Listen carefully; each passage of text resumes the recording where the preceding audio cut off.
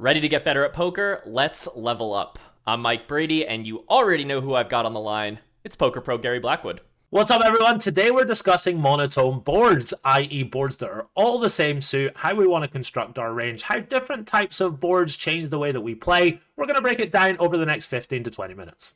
Indeed, hopefully we can stay within that 15 to 20 and don't make a liar out of you. So monotone boards was a topic requested by one of our listeners. If you have a topic request for the show, by the way, tweet it out with the hashtag UPLevelUp and be sure to tag us. I'm at MBradyCF and Gary is at GazzyB1233. If you're watching on YouTube, you can also just comment below the video with your suggestion. Anyway, we're going to hone in on how to play the flop when the dealer fans a monotone board. We'll start by talking about how your c-betting strategy should look in single raised pots, then we'll switch sides and cover how to play versus a c-bet. We'll wrap it up by talking about how to play monotone boards in 3-bet pots. So all monotone boards are not the same. Obviously, an ace-king-9 all-spade flop shouldn't be played exactly the same as a 7-4-2 all-spade flop, for example. But there are some really solid rules of thumb for playing monotone flops when you've raised pre-flop and the big blind has called. Gary, what are those general rules for monotone flops? Okay, so firstly, you want to virtually always use small bets on monotone boards. There are, of course, some exceptions to the rule, but they're so few and far between that you can simplify your strategy. Anytime the flop is all of the same suit, you want to use a small bet size. That can be 25%, 30%, 33%. You want to use a smaller size when c-betting on monotone boards. Anytime that you're c-betting in poker and the board can change drastically on the next straight, you're going to favor a smaller bet size as opposed to, a half pot size or a 66% bet size. Quick example, if you 3-bet big blind versus small blind, if the board is 7-4 deuce, you actually like using a half pot c-bet size, but if the board is 7-4-3, you like using 1/3. So generally, when the board can change on the next straight quite drastically, you tend to favor using a smaller c-bet size to kind of control the size of the pot. Monotone boards are no different. The board can change so much on the turn. The board can pair, another spade can roll off. Lots of bad turns, so generally you're going to favor using a smaller bet size. Another really important thing to consider is the position that you're in and the texture of the board. For example, if you open under the gun or in the hijack and the big blind calls and the flop comes down ace, king, 9, all of the same suit, as we've said, you actually don't have that many flushes in your range, and the big blind has got heaps of them, all of the 6-4 suited, the queen deuce suited, all those types of hands. And we're going to break down why that fact is important and how to adjust your strategy accordingly. On the flip side, if you 3-bet button versus cutoff and the flop is ace, king, 3, all hearts, for example, sure, you don't have too many flop flushes there yourself, because obviously a lot of your 3-bet ranges like king, queen suited, king, jack suited, ace, 10 suited, ace, 5 suited, but your opponent doesn't have that many either, so you've got to really factor in both your own range and your opponent's range and how it's constructed and how that changes based on the texture of the board. Lots of really intricate details like that, and understanding how your range is constructed is really important here. Yeah, to kind of reiterate like what Gary's saying about these high boards in particular, it's kind of similar what we were talking about in our last episode, where the board kind of blocks a huge portion of the range that would allow you to have a strong hand. So, for example, using that under the gun example that Gary had, you raise under the gun, you're going to be doing that when it comes to your suited hands with, a lot of ace-x suited, a good amount of king-x suited, like king-9 suited and better, maybe even king-8. And then you'll have some non-ace and king-high suited hands, queen-10 suited, jack-10 suited, 7-8 suited, sure. But there's not so many of those.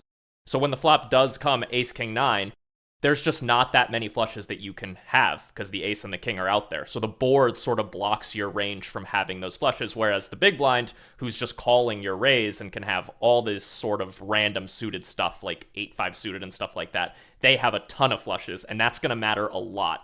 So I just wanted to reiterate that because it's a key thing to understand, and it's really important you internalize that before we move on. So anyway, let's compare a couple of monotone flops that are on different ends of the spectrum. Take that ace-king-9 versus 7-4-2. Gary, can you walk our listeners through the difference between your strategy on these flops? Okay, so a lot of us listening might think that we bet really wide on ace-king-9 compared to something like 7-4 deuce, and the reason for that thought process would be that, an ace-king-9 is a really good board for us because we've got top pair, top 2 pairs, sets, but that's only a small part of the story on these monotone boards. A really important factor to consider is the nut advantage, particularly in spots where ranges are more narrow. So if you open an MP and the big blind defends and the flop is ace-king-9 all hearts, Sure, you have aces, kings, ace, king, but those hands are not the nuts on a board like this. You don't open queen deuce of hearts, but the big blind defends it. You don't open jack four of hearts, but the big blind defends it. You don't open 7-5 of hearts, 8-6 of hearts, 6-3 of hearts, all those types of hands that the big blind has in their range. The nut advantage seriously reduces the c-bet frequency on this board. And a quick fun fact, the big blind is actually supposed to, in theory, donk out here 25% of the time. Even though MP's equity on a board like this is almost 60%, let that sink in. The big blind, in theory, is supposed to donk into a range that has 60% equity. And that fact shows just how important and just how much we need to think about the nut advantage because of how much it affects our strategy. In terms of how much we want to c-bet on a board like this, not that often. Even though we've got such an equity advantage, the nut disadvantage drastically decreases how often we're allowed to c-bet on a board like this. On the flip side, a board like 7-4 deuce all hearts is actually a board that we get to bet really wide on, despite our equity going from 60% on the previous board to only 55% here. And again, if you think about it, on ace king 9 all hearts, we don't have ace queen of hearts and king jack of hearts and 9-8 of hearts. But on the flip side, on 7-4 deuce, our opponent no longer has 7-5 of hearts, 7-6 of hearts, queen 4 of hearts, all those types of hands. So the nut advantage doesn't become as vigorous for the big blind, and we get to see bet really wide on this board 80% of the time. If you were to make this board rainbow, you'd probably be c-betting here something like 45 to 50% of the time. So again, that shows a drastic increase in our c-bet frequency based on the nut advantage and the nut advantage alone. In terms of how we construct our range on 7-4 deuce, as mentioned, our global frequency, i.e. how often our range gets to bet, is really high. And we get to be way more liberal with our air combos. So on 7-4 deuce all hearts, we get to c-bet really wide with queen 10 of clubs. We get to c-bet really wide with 10-9 suited, jack 10 suited, all those types of hands that have not flopped a flush and haven't really flopped that much equity because one, we hold the nut advantage here, and two, our global frequency is high and our range supports that really wide c-bet frequency. On the flip side, ace king 9 all hearts, our global frequency, as mentioned, really low, betting 25 to 30% of the time here. So we can't bet our air balls as liberally. We've got to be much more selective with our bluff combos. And we're going to choose hands like queen jack, queen 10 with a heart, all those types of hands that have got a little bit of equity. Even a hand like queen jack of spades with a gut shot, that's going to make it in sometimes. But a hand like 6-5 of diamonds is just never going to be a c-bet here. This doesn't change too much button versus big blind. However, we can't bet as relentlessly on 7-4 deuce heart, heart, heart. And the reason for this is that when the ranges get wider, we don't have as much of an equity advantage. And therefore, we can't bet 80% of the time here, button versus big blind. Our c-bet frequency is around about 55%. And this is because our equity drops to 52%. So there's a lot of info straight out the bat there today. But remember two things. One, when the ranges get wider, i.e. button versus big blind, overall, we tend to c-bet less frequently compared to, MP versus big blind, for example. And two, if we think about the nut advantage and how it changes based on positions and our opening ranges and how the board is constructed, we get a really nice insight into how we play our strategy. Yeah, that's good stuff. I would not blame our listeners for needing to hit the 15-second back button a few times because that was a lot of dense info, but really valuable info. So if you missed any, go back. It's free. Listen to it again. Make sure you internalize it. Really great stuff.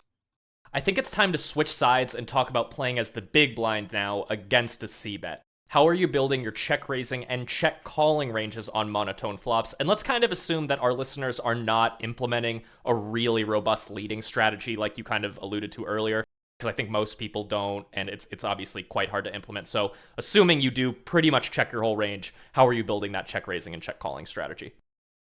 I just want to quickly say I've played mid-stakes for about 3 years now, and I've never seen anyone lead out on ace king 9. So if anyone's out there thinking that they should be leading, you're not alone. All the mid-stakes and high-stakes regs are really struggling to find the 25 to 30% lead on ace king 9. So we'll focus on big blind versus button here, because even though I could talk about monotone boards for hours and hours, I'm sure you guys don't want to hear it. Our check raising range is really quite tight. On 7-3 deuce rainbow, for example, we have lots of nice, 8-6 suited with a bunch of backdoor draws.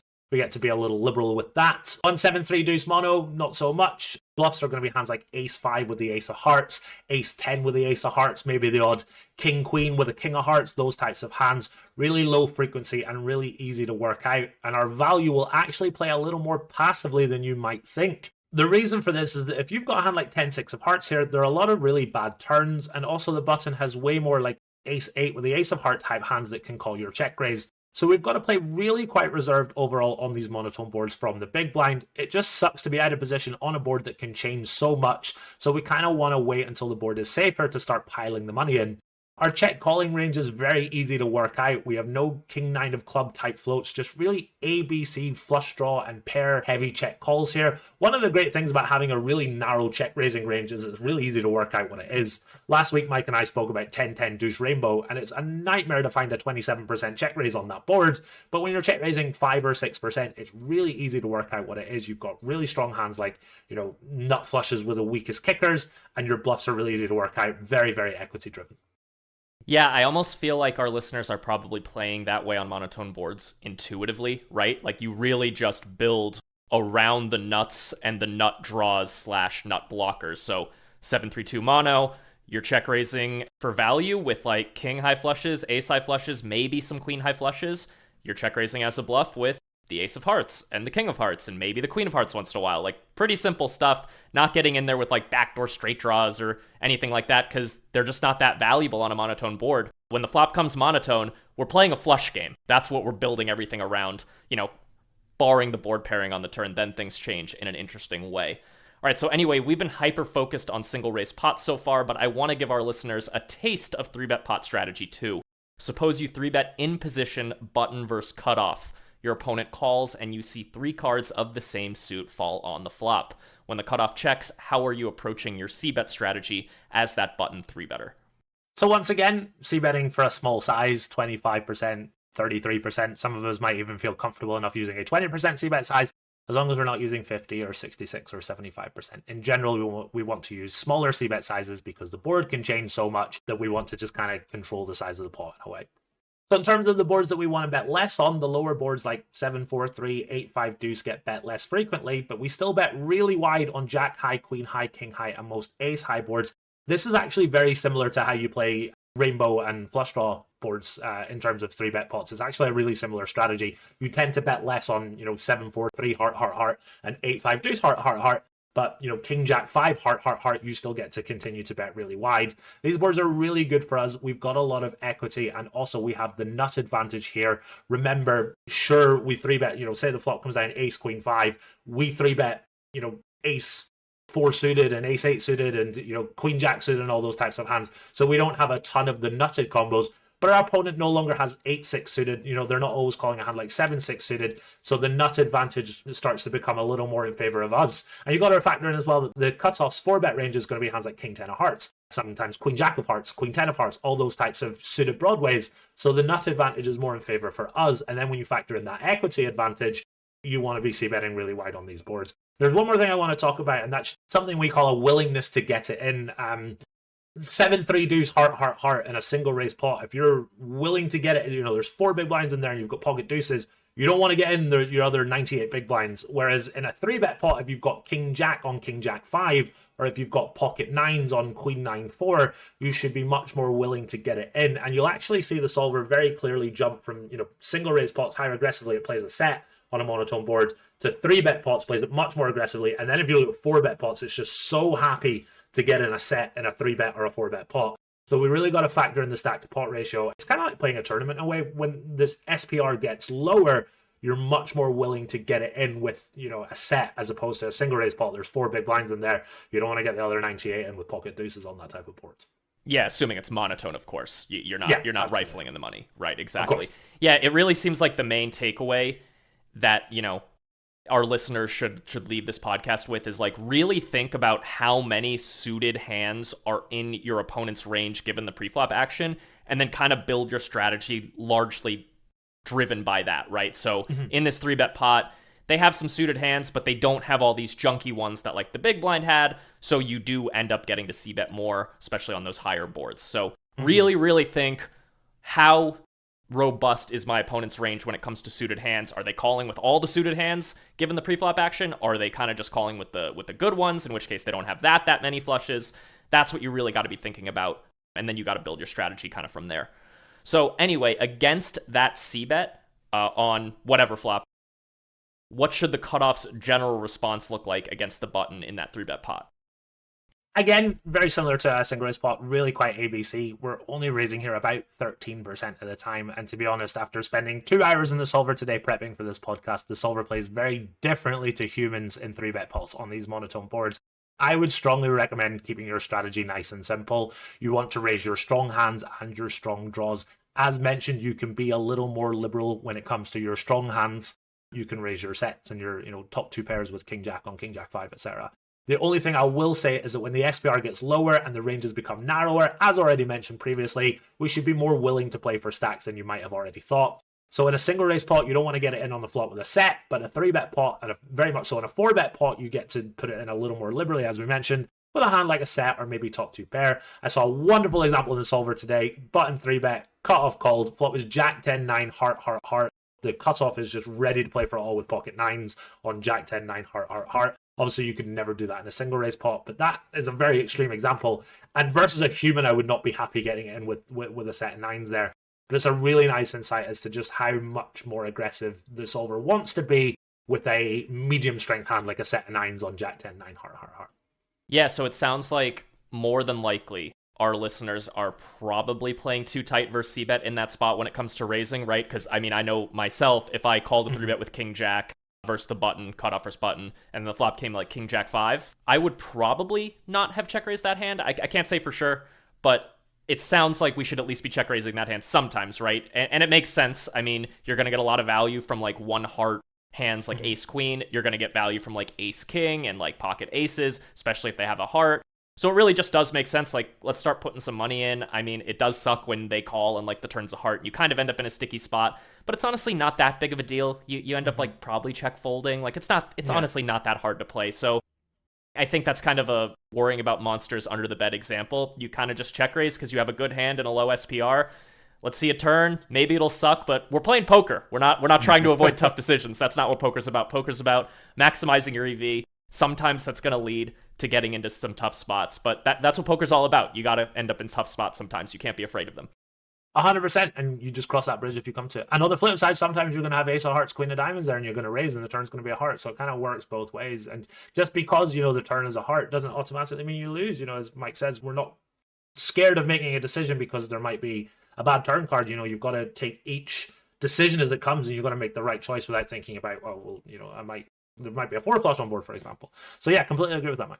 Yeah, I almost feel like we could make a whole episode about like that logical fallacy that a lot of people have where they say they make a play to avoid like a tough spot on a future street, which not really a good reason to make a play, generally speaking, right? Like sometimes you got to play poker and you might end up in a tough spot. I mean, it's 100%. It's a tough game sometimes. 100%. Yeah, I want to give a very quick shout out to a student of mine, Dan, who when he started working with me and my friend Simon, we do coaching together, and he would never value bet the river because he might get raised, and his win rate just skyrocketed when he started to go for thin value because say you've got like second pair and you want to block the river, for sure you might get raised sometimes, but the other 98% of the time that you don't get raised, that's not enough of a reason for you to not bet the river, for example. And once this dude kind of worked that out, win rate skyrocketed. So there's so many scenarios, as Mike said, and we could do hours and hours of content on this. You can't not do something for fear of something else happening, especially when that something else is an extremely, extremely low frequency.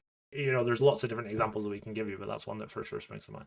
Yeah, would definitely be a little out of the scope of monotone boards, right? So I guess we should just move on. But hopefully you all don't mind our little tangent here.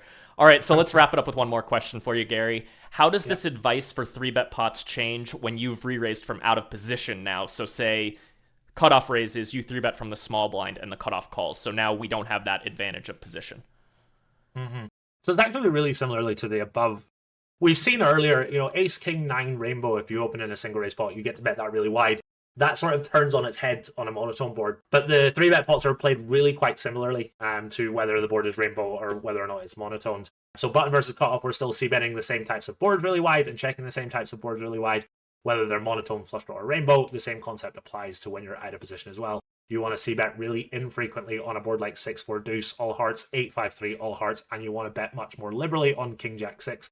Ace queen 5. We've spoken a lot today about the nut advantage, and you do lose the nut advantage on ace queen 5, for example. But what is regarded as the nuts changes a bit in 3-bet pots compared to single raise pots where ranges are just so much wider in general. So if we look at ace, king, 7, all hearts, we have less flushes than our opponent, but given ranges are narrower and our opponent doesn't have that many flush combos anyway, we start to take into account sets and 2 pairs as really strong hands. Obviously, the small blind has way more of those than the cutoff or the button, so we get to bet these boards really quite wide. Monotone boards are overall really hard to play, and there are a fair few exceptions to the rule.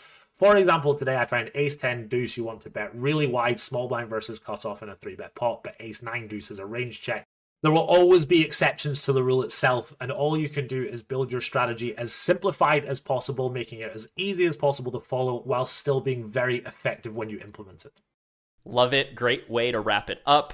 So now you all know how to make more money with your strategy on monotone boards. If you enjoyed the episode, please consider giving it a rating, subscribing, share it with your friends, share it on social media, whatever you want to do to engage with it. We'd really appreciate it. It'll help us keep this thing going. We love seeing those listener numbers go up, and it really motivates us to make these episodes more regularly and make them even better.